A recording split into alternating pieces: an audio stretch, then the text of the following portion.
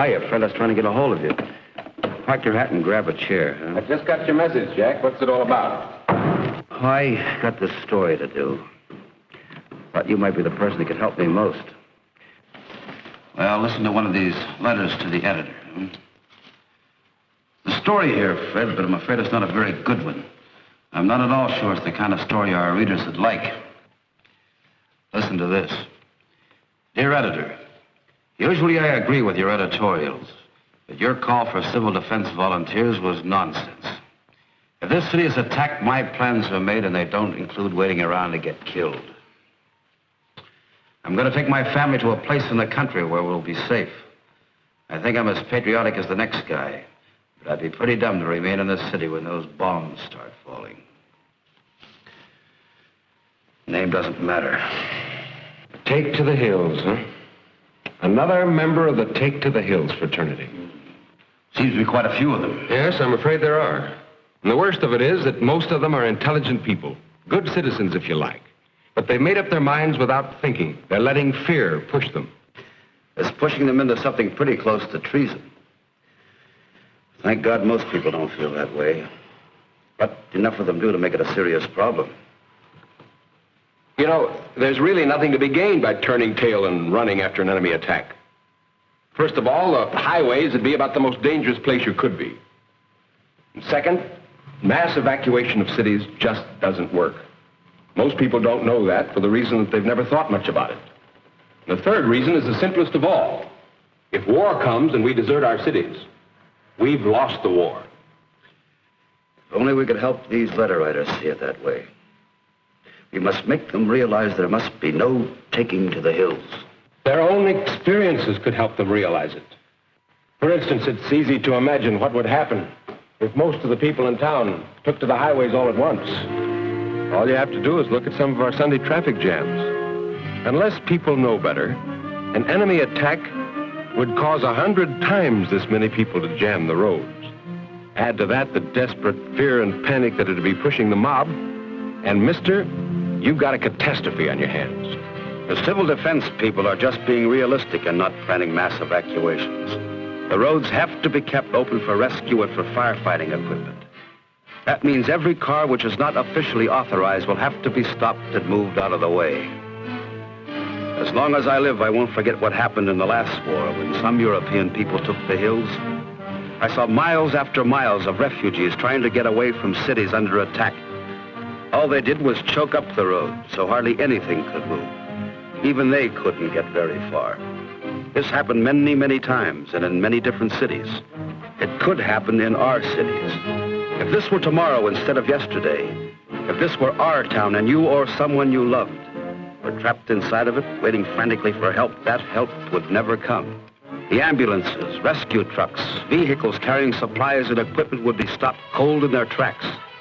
They could never get through to help the injured, put out fires, bring plasma, bandages, and thousands of other things vitally needed in an enemy attack. Just as the roads must be kept clear, so must the depots, terminals, and airports. Every available kind of transportation will be needed for emergency work. We know that mass evacuation can never be permitted if only for one reason, an all-important one. The fact that every able-bodied person is needed in the city before as well as after an attack. Putting out fires, for example, will require help from everyone.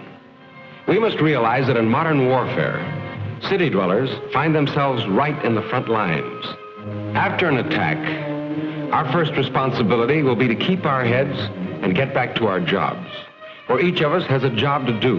And no matter what happens, the people of a city must be fed, clothed, supplied with electricity and heat. The city must be kept alive, and it will take everything the city has to do it. You know, Fred, actually staying in the city to help after the atomic attack is not nearly as dangerous as a lot of people think. The danger of, well, lingering radiation is not really very serious. After an atomic airburst, the danger of radiation and falling debris is over within a minute and a half.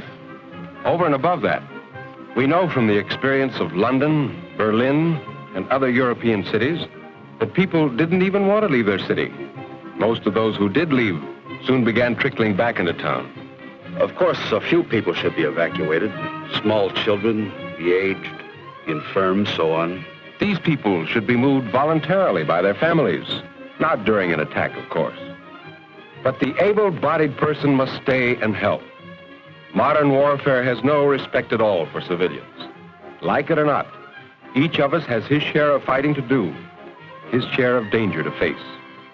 Running away from that duty would be desertion, pure and simple. In the Army, it would mean court-martial. As a civilian, it would not only be treasonable, but it would mean having to live with the knowledge that in deserting your responsibility, you failed yourself, your family, your friends, your city. Deserting our cities would be handing the enemy a victory far greater and less costly to them than they could ever achieve through bomb damage alone. Their very idea in attacking our cities would be to destroy our will to fight. The enemy knows that a city deserted by its people is a city robbed of its power to resist, of its power to produce. The enemy knows, as we do, that in an American city of today, each of us depends on all the others. That directly or indirectly, each of our jobs depends on all the jobs of the others. Our biggest job will be to continue putting out equipment and fighting gear our nation depends on. To desert would be to throw away our most feared weapon, America's power to produce. There's no getting away from it. When the time comes, each one of us must stay in our cities and fight. I wish there was some other way, but there isn't.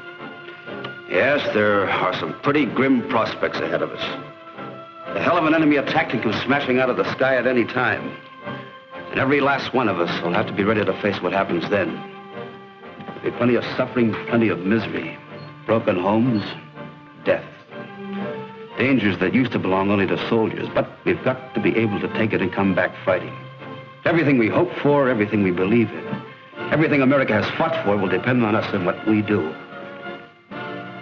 You know, a lot of people behind the Iron Curtain are wondering whether we can take it if we're attacked. They're carefully measuring our courage, our capacity to fight, our capacity for sacrifice. They think they have the answers. Well, you and I and every American has to examine their minds and hearts and come up with a few answers of their own. Question is, have Americans got the guts? Have you got the guts?